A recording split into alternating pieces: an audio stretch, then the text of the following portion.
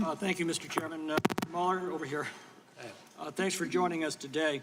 You had 3 discussions with Rod Rosenstein about your appointment as special counsel, May 10th, May 12th, and May 13th, correct? If you say so, I have no reason to dispute that. Then you met with the president on the 16th with Rod Rosenstein present, and then on the 17th you were formally appointed as special counsel. Were you meeting with the president on the 16th with knowledge that you were under consideration for appointment to special counsel? I did not believe I was under consideration for counsel. I had served 2 terms as FBI director. So the answer is no. And the answer is no. Greg Jarrett describes your office as the team of partisans.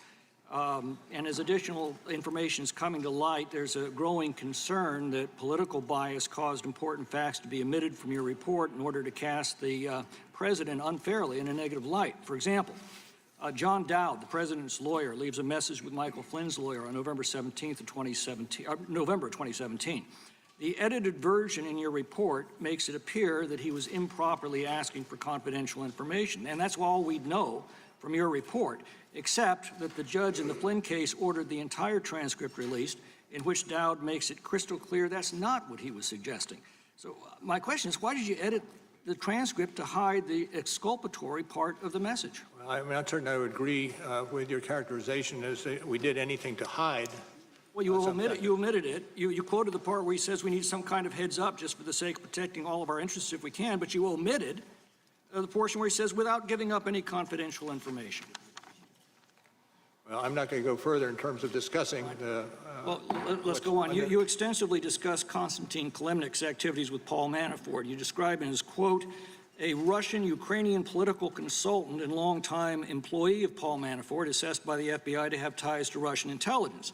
And again, that's all we know from your report, except we've since learned from news articles that Kilimnik was actually a U.S. State Department intelligence source, yet nowhere in your report is he so identified. Why was that fact? I don't necessarily credit what you're saying occurred. Were you aware that Kilimnik was I'm not going to go into the Department ins and outs. I'm not going to go into the ins and outs of what we had in the course in the course Did you of our interview investigation. Konstantin Kilimnik? Pardon? Did you interview Konstantin Kilimnik? I can't go into the discussion of our investigative moves. And yet that is the basis of your report. Again, the problem we're having is we have to rely on your report for an accurate reflection of the evidence, and we're starting to find out that's not true. For example, your report famously links Russian internet troll farms with the Russian government. Yet at a hearing on May 28th in the Concord Management IRA prosecution that you initiated, the judge excoriated both you and Mr. Barr for producing no evidence to support this claim. Why did you suggest Russia was responsible for the troll farms when in court you've been unable to produce any evidence to support it? Well, I'm not going to get into that any further than I already have.